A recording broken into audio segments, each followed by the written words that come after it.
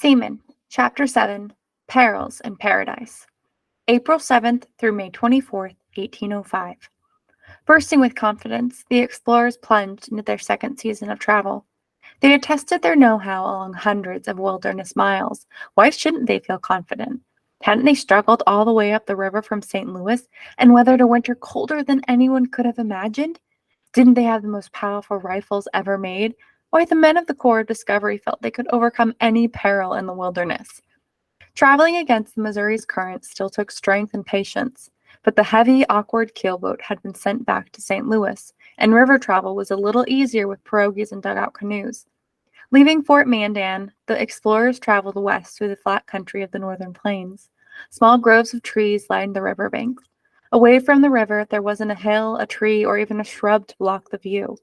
Although the prairie soil did not get enough rain to support trees, this was fertile country. The rich grasslands nurtured vast herds of grazing animals, buffalo, elk, and antelope. Immense flocks of birds feasted on the insects hovering over the prairie blooms.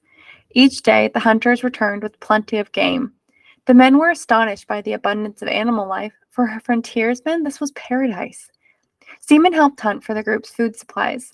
Antelope often crossed the river, and although they were very runners, they were weak swimmers.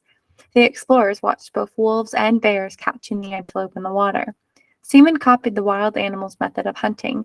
He would dive into the water and overtake a swimming antelope, bite the back of its neck, push it underwater to drown it, and tow it back to the men on shore. The wild geese were so plentiful that hunting them was easy. SeaMan often caught more than his share of dinner. Since the animals of the northern plains saw few people, they were not afraid of the explorers. One evening, while taking a walk, Lewis came upon a buffalo calf. The calf looked up from its grazing, but didn't run away. When SeaMan came bounding up from the river, the calf snorted and darted close to Lewis for protection. Lewis was amazed when the calf followed close to his heels like a pet until he got back into his canoe. The other men had similar experiences. Sometimes they had to throw sticks and stones at groups of buffalo to clear them out of the way. On the afternoon of April 13th, one of the expedition's boats almost met disaster. Charbonneau was steering the white pirogue when a sudden wind blew up. He panicked and turned the side of the white pirogue against the breeze. The boat leaned over so far it looked like it would capsize, and SeaMan slid overboard into the river. Lewis sprang to his feet and called out directions. One of the men shoved Charbonneau aside and quickly turned the boat into the wind. Others hurriedly pulled down the sail. SeaMan treaded water near the pirogue. He kept his eyes on Sacagawea, who had the baby strapped to a board on her back. When the Indian woman scrambled to the opposite side of the boat so her weight would help shift the boat back into an upright position, SeaMan swam around the pirogue and stayed close to her. As soon as the pirogue was righted, SeaMan swam to its side and the men pulled him aboard. When he shook the water off his fur, cold droplets sprayed everyone. "Stop that, SeaMan!" the men hollered, brushing off their clothes. A few of the men chuckled, relieved that nobody had been hurt and none of the supplies had washed away. Sacagawea covered her mouth with her hand, thinking it was wise to hide her grin from her husband. It was, after all, Charbonneau's mistake which had caused the difficulty. Charbonneau crouched in the stern, the back end of the boat, annoyed with himself and everybody else. Relaxed again, SeaMan dozed while the sun dried his coat. Lewis shut his eyes and gave a silent prayer of thanks. Although the boat scare was over in a moment, the memory of it and the thought of what might have happened lingered the rest of the day. The white pirogue was the steadiest of their boats, so it was used as the flagship of the expedition's small fleet of 2 pirogues and 6 dugout canoes. It carried all the captain's papers and instruments, as well as the medicines, gunpowder, and most of the valuable trade goods. The 3 men who could not swim always rowed in the white pirogue. Sacagawea and her infant son also rowed in this boat. If the white pirogue overturned, it would be a tragedy for the Corps of Discovery. The safety of the white pirogue was not the only concern facing the Corps of Discovery in this new country. When the explorers left Fort Mandan, they were eager to test their courage and firearms against the grizzly bear, an animal unfamiliar to them. The Indians at Fort Mandan had spoken of these fearsome bears, gigantic in size with silver-tipped fur. During the long winter nights at the fort, the explorers heard many a hair-raising tale about grizzly bears. The Indians said they were hard to kill and extremely aggressive. In fact, the Indians said they prepared to hunt grizzly like they prepared to go to war. The Corps of Discovery began seeing signs of grizzlies 4 days after they left Fort Mandan. On April 14th, Clark spotted 2 grizzlies running in the distance. A few days later, some unarmed men caught sight of one. On April 28th, the men saw 4 grizzlies and shot at them. Although one of the bears was wounded, the huge animals ran off. The next day, Lewis and another man were hunting along the river. In camp, SeaMan began to bark, the fur on the back of his neck bristling. His barking was deeper and louder than any of the explorers had ever heard. He dashed out of camp, running furiously after Lewis. Lewis and the other hunter heard 2 grizzlies crash out of the brush, and both men fired. The grizzlies roared, and one of the wounded bears turned and ran off. The other wounded grizzly charged. Amazed by the animal's fearlessness, Lewis quickly loaded his gun with powder and ball. Although Lewis had hunted many black bear in the eastern United States, he had never seen a bear charge with such fury. SeaMan raced toward his master, his body pressed low to the ground and his legs pumping as fast as they had ever moved. Before the dog could reach Lewis, both men managed to reload their guns and fire another round at the charging grizzly. This time, the large bear fell to the ground. The air was filled with the stink of bear, the smell of gunpowder, and the tang of fresh blood. SeaMan approached the fallen bear with a stiff-legged walk, sniffing cautiously. Lewis poked at the huge mound of silvery brown fur with his rifle. He was astonished by the animal's size. Thick claws longer than a man's fingers and gleaming teeth the size of chess pieces. It took several men to haul the grizzly's enormous carcass back to the boats to be butchered for meat and grease.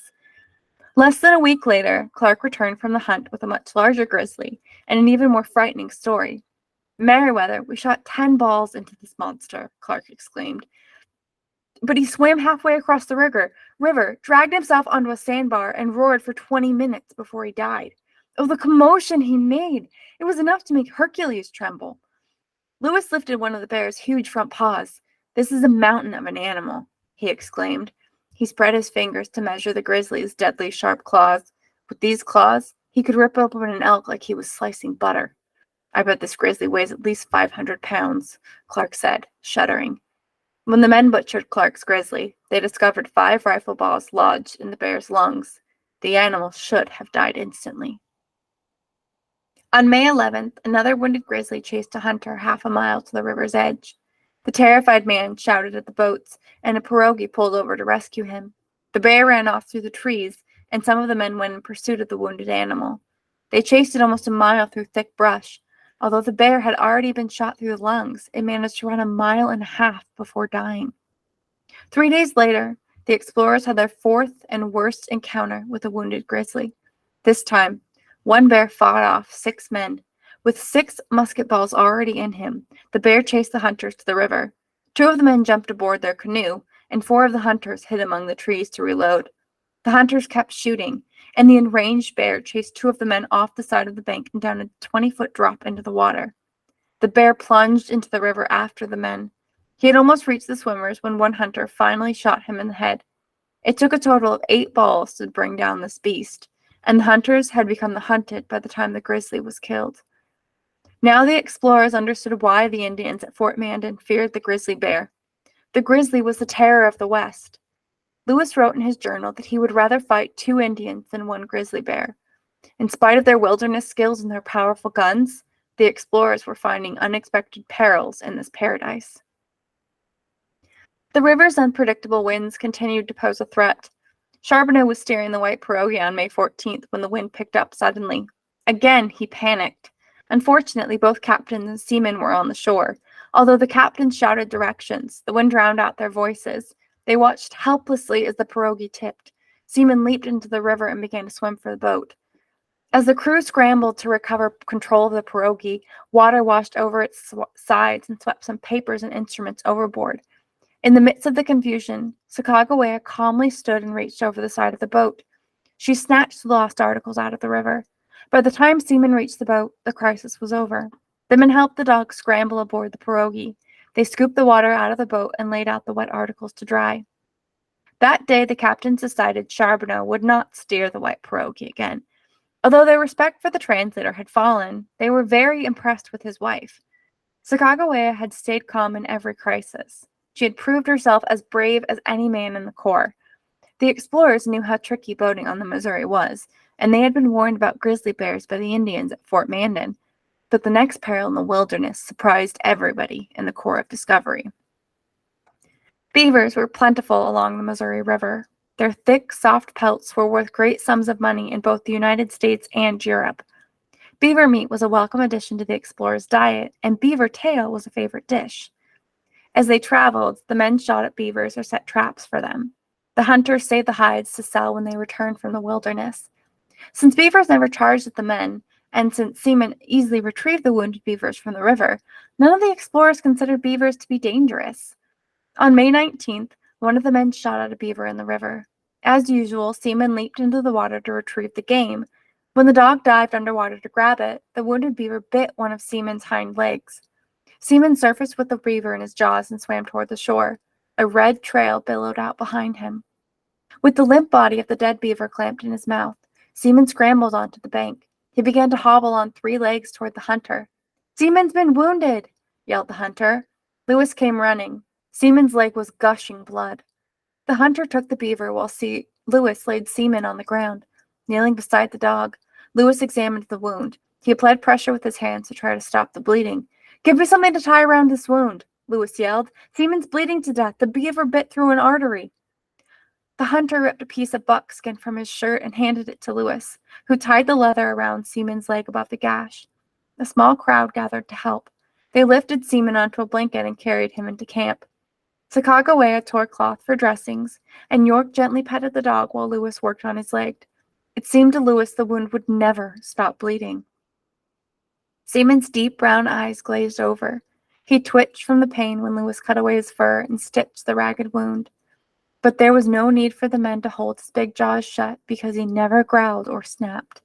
"Steady now, big fellow," York crooned softly while he petted the dog. "Big fellow like you should know better than to let a beaver chew on your leg. Them beavers, they got mighty sharp teeth. They eat cottonwoods for their dinner. You know you gotta watch out for a set of teeth that can chew up a whole tree trunk." Seaman lifted his head weakly and nuzzled York's hand. His blood had already soaked through 3 changes of the dressings. Lewis had never treated a wound that bled so much. As soon as Clark returned from hunting, he was told about the injury. He hurried over to Lewis. "Is he going to make it, Meriwether?" "I believe we finally got the bleeding stopped, but he's lost too much blood." Lewis's voice croaked. He looked at Clark, the rims of his eyes moist. "I fear the wound will yet prove fatal to him." Sacagawea brought some supper to Lewis. While the captain ate, she tried to coax Seaman to lick some salty water. Her baby was strapped to her back as she bent over Seaman, and the dog could hear the tiny sucking noises the infant made. In a low voice, the Indian woman sang a tune her people used to soothe their babies. At the sound, Seaman's tail thumped once or twice. Gently, Sacagawea stroked the dog's big head while she dipped her fingers into the bowl of liquid. At last, Seaman lapped some cool water from her fingers. All of the men worried about Seaman. George Shannon remembered sleeping against Seaman's broad back after he had been lost and nearly starved. Now he asked permission to sit by Seaman during the night. Clark urged Lewis to let Shannon watch the dog. That way Lewis could get some rest. Lewis finally agreed, but he couldn't sleep. He had enough experience in doctoring to recognize a wound that was likely to be deadly. Countless times during the night, Lewis got up to check Seaman. Each time he was relieved to find his dog still clinging to life. True to his word, young Shannon stayed with the dog all night. He sat with his legs folded, cradling Seaman's big head in his lap. In the morning, Seaman was still alive. He lay on his side, too weak to lift himself up, but the tip of his tail thumped softly when Lewis came to check on him. Sacagawea prepared a bed for Seaman in the white pirogue. Shannon, Coulter, and York helped Lewis carry the big dog on board. Sacagawea draped a blanket over 2 sticks to shield Seaman from the sun. Every half hour as they traveled, she soaked a cloth in cool water and squeezed a trickle into the dog's mouth. Lewis checked the wound at noon. There was no sign of infection. Perhaps his dog would pull through. By the next evening, Seaman was strong enough to roll onto his stomach and lift his head. Lewis declared the patient was ready for some food, and the men cheered. John Coulter had saved a bowl of drippings from the meat, and he held it under Seaman's head so the dog could lap it up. York chopped some meat and mixed it with broth, then fed the mush to Seaman by hand. That night, Shannon again asked permission to stay next to Seaman, and Lewis agreed. The captain had already decided he too would sleep beside his dog. It would be a comfort to hear SeaMan's breathing during the night. Come morning, SeaMan was able to stand up on his 3 good legs, but Lewis was afraid the dog would reopen the wound if he moved too much, so he told the men to carry SeaMan onto the pirogue. That day, the dog rode again in the shade of the blanket as they traveled. The Kagawea dipped a bowl into the river and held it so he could lap the cool water. The men stroked his head and spoke to him while they paddled. At noontime, York fed him a little bowl of meaty mush. If strangers had observed the expedition that day, they would have thought a large, furry creature was king of this little band of explorers and his throne was on a white pirogue. After a week, SeaMan was alert and playful again. Lewis encouraged him to ride in the boats for at least part of each day until his strength was restored.